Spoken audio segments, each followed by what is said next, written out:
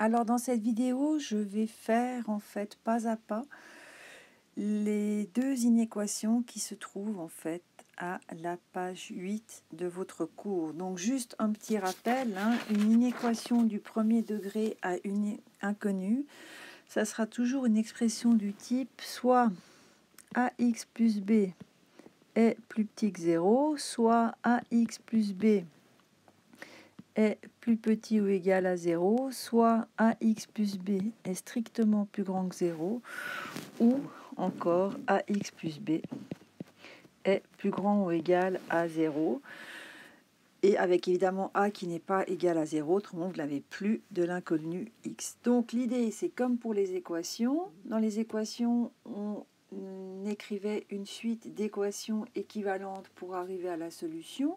Et bien ici, on va faire une suite d'inéquations équivalentes pour arriver à trouver toutes les solutions d'une inéquation du premier degré. Alors le premier exemple qu'on a, c'est 3x est strictement plus petit que 6.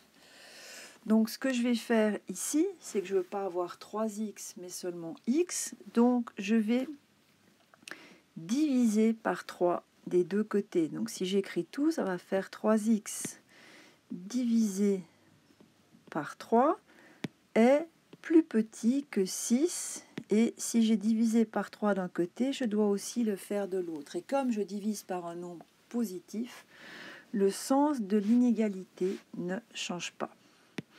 Ce qui fait qu'il va nous rester à gauche x est plus petit que 2. Donc, si on prend la droite des réels, on met le 0 ici, le 2 ici, l'ensemble des x strictement plus petits que 2 se trouve à gauche de 2 et on ne prend pas le 2. Donc la solution de cette inéquation, ça sera simplement l'intervalle de moins de l'infini à 2 non compris. Deuxième exemple, on veut résoudre l'inéquation 3x moins 2 est plus petit que 7x plus 18. Donc comme pour les équations, l'idée c'est de mettre tous les nombres d'un côté et tous les x de l'autre. Donc la première chose que je vais faire, c'est ôter le moins 2 qui est à gauche de l'inéquation. Donc pour ça, je vais additionner plus 2 à gauche de l'inéquation. Mais si je le fais à gauche, je dois aussi le faire à droite. Donc je me retrouve avec une inéquation équivalente à la première, de la forme 3x est plus petit que 7x plus 20. Maintenant, j'aimerais mettre tous les x du même côté. Donc ce que je vais faire, je vais soustraire des deux côtés moins 7x.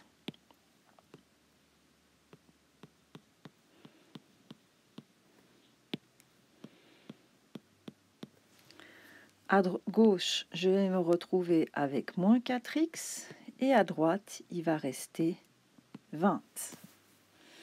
Maintenant, je ne veux pas moins 4x, mais je veux simplement x, donc je dois diviser des deux côtés par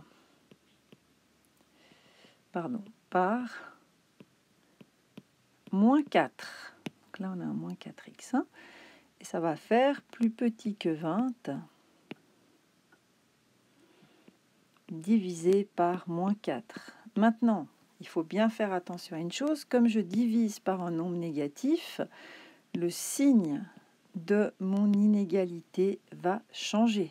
Donc, je dois tourner le sens de l'inégalité. Et ici, il va rester x est plus grand que moins 5. Donc, si vous avez un peu de peine à voir où vous êtes, dessinez simplement la droite des réels. Vous mettez le 0, vous indiquez où se trouve moins 5, et les nombres plus grands que moins 5 se trouvent à droite de moins 5. Et on ne prend pas le moins 5 parce que j'ai une inégalité stricte. Ça veut dire que je veux que x soit strictement plus grand que moins 5. Donc la solution va de moins 5 à plus l'infini. Alors au niveau des notations, j'ai chaque fois écrit en bleu ce que je faisais des deux côtés en fait de l'inéquation, mais on peut aussi écrire ça. C'est peut-être le plus simple en fait avec les inéquations. Donc je vous fais encore un exemple qui n'est pas dans votre cours, mais ça vous en fera un de plus. Donc le troisième exemple, c'est 3x moins 5 est plus petit ou égal à 2x plus 3. Donc je veux mettre tous les nombres du même côté. Donc à gauche, ça veut dire que je vais ajouter plus 5. Et si je le fais à gauche, je dois le faire à droite. Ce qui nous donne 3x est plus petit ou égal à 2x plus 8. Et maintenant, je veux avoir tous les x du même côté. Donc, je vais soustraire des deux côtés de l'inégalité, de l'inéquation, moins 2x, qui va faire ici 2x plus 8 moins 2x. Et finalement, il va nous rester x est plus petit ou égal à 8. Donc, tous les nombres qui sont plus petits ou égaux à 8 sont à gauche de 8. Donc, la solution, ça sera de moins l'infini à 8. Et cette fois, on peut le prendre puisqu'on veut que x soit plus petit ou égal à 8. On verra plus tard qu'on peut aussi faire une interprétation graphique de ces inéquations. Donc,